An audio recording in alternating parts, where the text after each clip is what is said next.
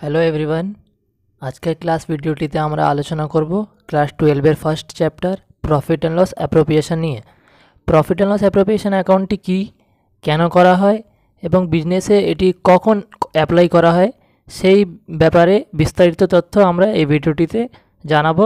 তাই ভিডিওটি শেষ পর্যন্ত দেখো, আশা করি তোমরা বুঝতে পারবে এবং কোনো বুঝতে প্রবলেম হলে কমেন্ট করতে পারো। প্রথমে আমাদের জানতে হবে what is profit and loss appropriation. Profit and appropriation account এটি কী জিনিস তো বলি, এটি ক্লাস 12-এর ফার্স্ট চ্যাপ্টারে আছে।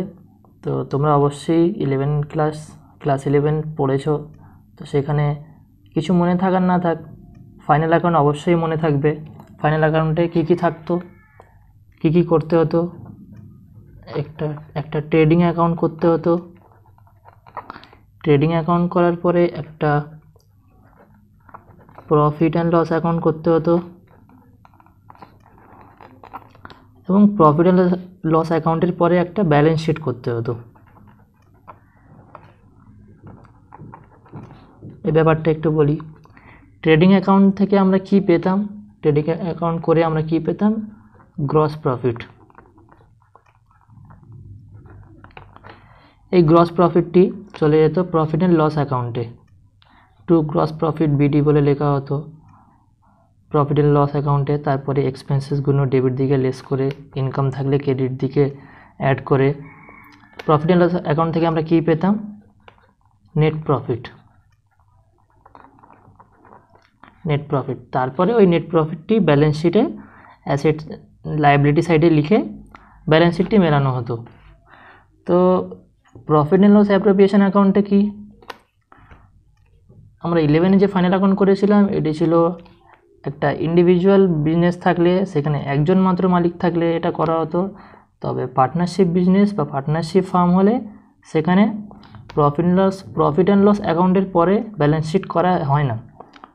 প্রফিট অ্যান্ড লস অ্যাকাউন্টের পরে এই profit and loss appropriation account করতে হয় পার্টনার্সদের লাভ ক্ষতি ভাগ করে দেওয়ার জন্য।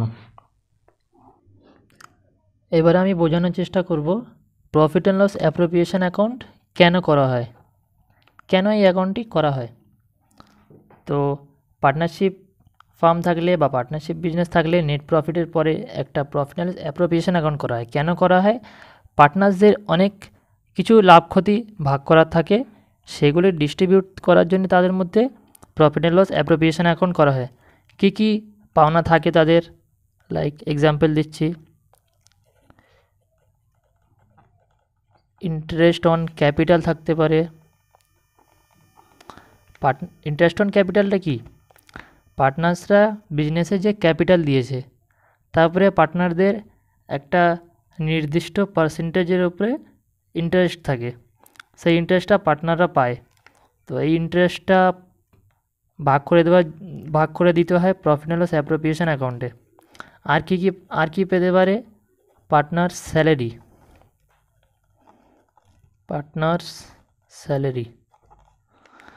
পার্টনার্সরা বিজনেস থেকে স্যালারি পেতে পারে, সেটিও এই প্রফিট অ্যান্ড লস অ্যাপ্রোপ্রিয়েশন অ্যাকাউন্টেই ভাগ করা হয়। আর কি পেতে পারে,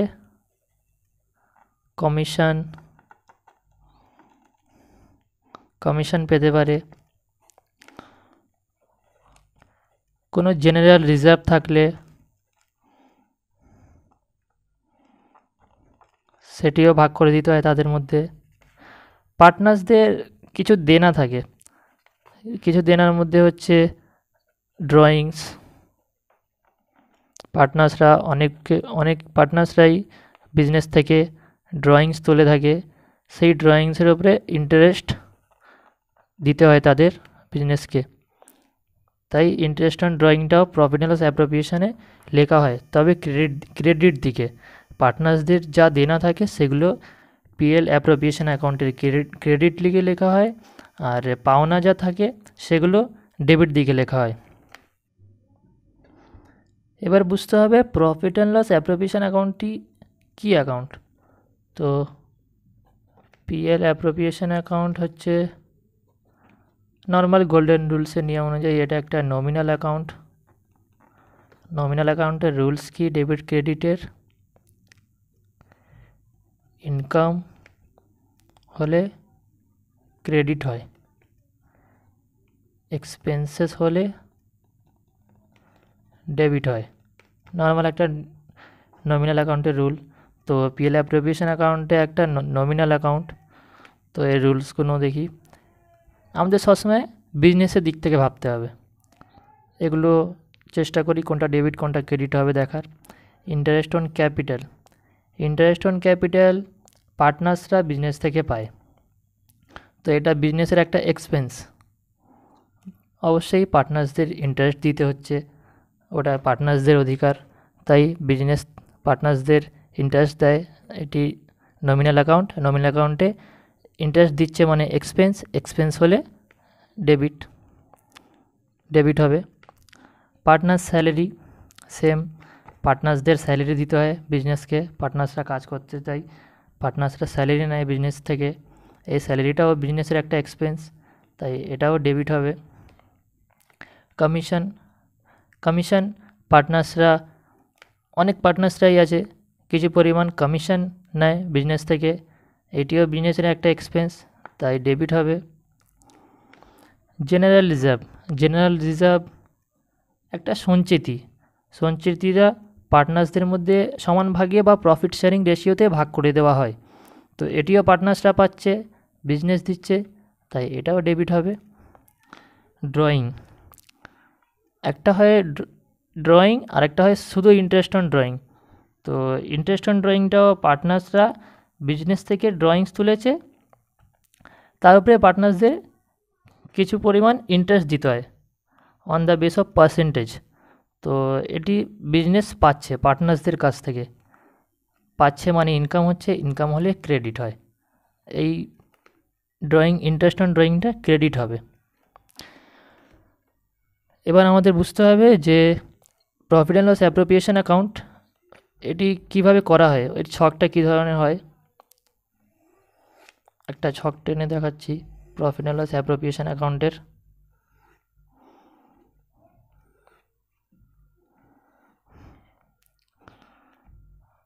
profit and loss appropriation account,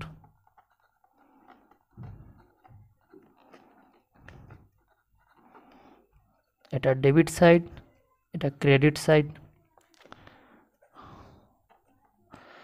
particulars amount, particulars amount, এটা ডেবিট সাইড, এটা ক্রেডিট সাইড। আমরা যেগুলো লিখেছি সেগুলো এখানে একবার এন্ট্রি করার চেষ্টা করব। Interest on capital, interest on capital কীভাবে দেখেছিলাম, ডেবিট, ডেবিট মানে দিস সাইড, ডেবিট সাইড হলে ছকে 2 বলে লেখা হয়, 2 ইন্টারেস্ট অন ক্যাপিটাল। ধরে নাও এই বিজনেসের দুজন পার্টনার আছে, পার্টনার দুজনও হতে পারে, তিনজন হতে পারে, তার বেশিও হতে পারে। এখানে আমরা ধরে নিচ্ছি দুজন পার্টনার আছে এ অ্যান্ড বি, তো তাদের দুজনের ক্যাপিটাল আলাদা বা এক হতে পারে, তার উপরে একটা নির্দিষ্ট পার্সেন্টেজ ধার্য করে ইন্টারেস্ট দেওয়া হয়। ধরে নিচ্ছি এটা 5%, তো 5% এর ক্যাপিটাল যদি 50,000 হয়, তো 50,000 ইন্টু 5% করে এখানে একটা অ্যামাউন্ট আসবে, সেটা লিখতে হয়। তারপরে বি এর ক্যাপিটাল যদি 40,000 হয়, তো 40,000-এর উপরে 40,000 ইন্টু 5% করে যা অ্যামাউন্ট আসবে এখানে লিখে দুটো টোটাল করে আউটার কলামে টোটাল করে লিখে দেওয়া হয়। আর কি আছে, পার্টনার স্যালারি, পার্টনার স্যালারিও ডেবিট সাইড হবে, তো ডেবিট সাইড এটা 2।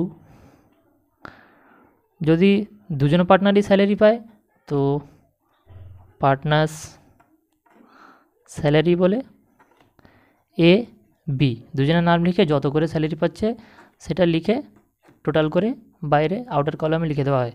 আর যদি একজন পার্টনার পায় স্যালারি, ধরে নাও এ স্যালারি পাচ্ছে কিন্তু বি স্যালারি পাচ্ছে না, তো এখানে লিখে দিতে হবে এস স্যালারি, তখন এই পার্টনার্সটা হবে না, এস স্যালারি বলে ডাইরেক্ট বাইরে আউটার কলামে অ্যামাউন্টটা লিখে দেবে। কমিশন, কমিশনও same, debit side, debit side মানে এইদিকে, পেজটা আরেকটু বড় করতে হবে।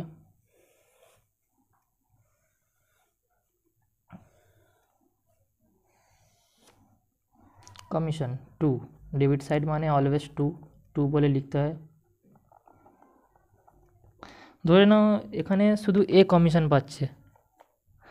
কমিশন যে কোনো রকমের হতে পারে, কমিশনের একটা নির্দিষ্ট অ্যামাউন্টও বলে দিতে পারে, বা কমিশন সেলসের ওপরেও বলে দিতে পারে, বা প্রফিটের ওপরেও বলে দিতে পারে পার্সেন্টেজটা।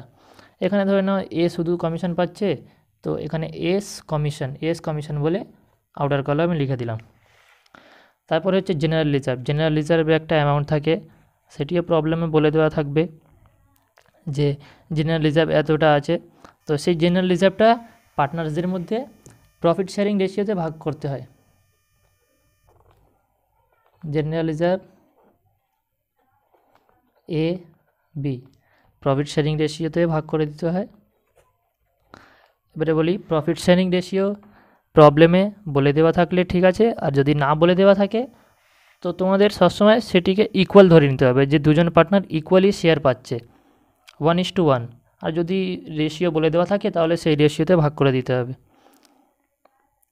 আর মেন কথা হচ্ছে সবার প্রথম লিখতে হবে net profit and loss account. Final অ্যাকাউন্টের প্রফিট অ্যান্ড লস অ্যাকাউন্ট করার পরে যে প্রফিটটা পাওয়া যায় সেই নেট প্রফিট, সেই স্টেপের পরে তো profit and loss appropriation account করতে হয় পার্টনারশিপ ফর্ম হলে। তো বাই নেট প্রফিট ক্রেডিট হবে, কারণ প্রফিট হলে লাভ হলে সেটা ক্রেডিট হয়। নেট প্রফিট ক্রেডিট দিকে প্রথমেই লিখে দিতে হবে তোমাদের। Profit and loss account, final অ্যাকাউন্টের প্রফিট অ্যান্ড লস অ্যাকাউন্ট থেকে যেই নেট প্রফিটটা বেরোবে সেই নেট প্রফিটটা সবার প্রথম পিএল অ্যাপ্রোপ্রিয়েশনের নেট প্রফিট বলে আউটার কলামে ক্রেডিট সাইডে লিখে দিতে হবে। তারপরে এই ট্রিটমেন্টগুলো করতে হবে। এবং সবাই লাস্টে দেখি এখানে কী আছে, drawings, interest on drawings by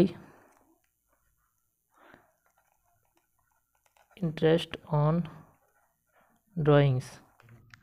interest on ড্রয়িংটা ক্রেডিট সাইডে কেন হবে, কারণ প্রথমে আমরা বুঝিয়েছি ইন্টারেস্ট অন ড্রয়িংটা হচ্ছে পার্টনার্সরা বিজনেস থেকে যে ড্রয়িংস নেয় তার উপরে বিজনেসকে পার্টনার্সদের একটা পরিমাণ ইন্টারেস্ট দিতে হয়। তো সেটা ইনকাম হচ্ছে, বিজনেসের ইনকাম হচ্ছে, তো ক্রেডিট হবে। তাই এখানে ইন্টারেস্ট অন ড্রয়িং ক্রেডিট। দুজন পার্টনারই ড্রয়িং যদি নিয়ে থাকে তো দুজনের নাম হবে, আর যত পার্সেন্ট ড্রয়িংস বলে দেওয়া থাকবে সেই পার্সেন্টেজটা ক্যালকুলেট করে দুজনার লিখে আউটার কলামে টোটাল করে লিখে দিতে হবে। এই এন্ট্রিগুলো করার পরে দুদিকটা মেলাতে হবে, দেখতে হবে কোন দিকটা বেশি হচ্ছে। দুটো টোটাল করে যদি এদিকে net profit, interest on drawing দুটো টোটাল করে যদি ডেবিট সাইডের থেকে বেশি হয় তো ব্যালেন্সিং ফিগারটা ডেবিট সাইডে হবে 2 বলে 2 লিখতে হবে share of profit. Debit side কম হলে এটি প্রফিট হবে, ক্রেডিট সাইড বেশি, ডেবিট সাইড কম হলে প্রফিট হবে। শেয়ার অফ প্রফিট বলে দুজন পার্টনার আছে এ অ্যান্ড বি, তাহলে এ অ্যান্ড বি লিখে যতটা পরিমাণ বেশি হবে ক্রেডিট সাইড সেই পরিমাণটা এই সাইডে ডেবিট সাইডে পার্টনার্সদের মধ্যে প্রফিট শেয়ারিং রেশিওতে ভাগ করে দিতে হবে। প্রফিট শেয়ারিং রেশিওতে ভাগ করে আউটার কলামে টোটাল অ্যামাউন্টটা লিখে দিতে হবে।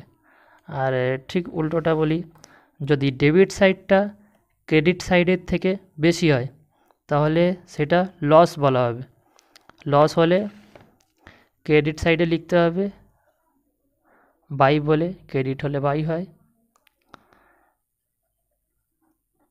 শেয়ার অফ লস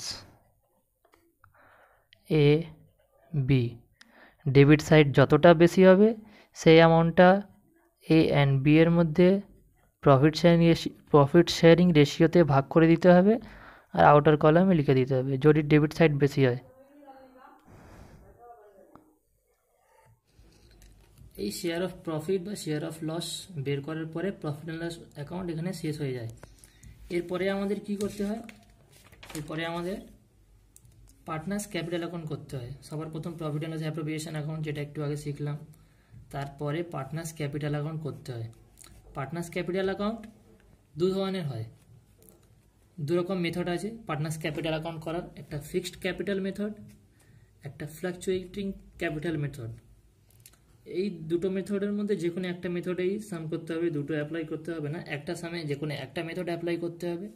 এবং পার্টনার্স ক্যাপিটাল অ্যাকাউন্ট করার পরে লাস্টে যে পার্টনার্সদের ক্যাপিটাল বের হবে সেটা ব্যালেন্স, তারপরে ব্যালেন্স শিট করা হয়, ফাইনাল স্টেপ ব্যালেন্স শিট। তাহলে আজকের ক্লাস ভিডিওটিতে আমরা শিখেছি প্রফিট অ্যান্ড লস অ্যাপ্রোপ্রিয়েশন কীভাবে করা হয়। কিভাবে মানে জাস্ট একটা ডেমো দেখিয়েছি যে কেমনভাবে স্টেপসগুলো করা হয়। এর পরের ক্লাস ভিডিওতে আমরা প্রফিট অ্যান্ড লস অ্যাপ্রোপ্রিয়েশন অ্যাকাউন্টে একটা বড় সাম করব, যার মধ্যে profit and loss appropriation account থাকবে, পার্টনার্স ক্যাপিটাল অ্যাকাউন্ট থাকবে, ব্যালেন্স শিট থাকবে, তারপরে বেস করে একটা সাম করব।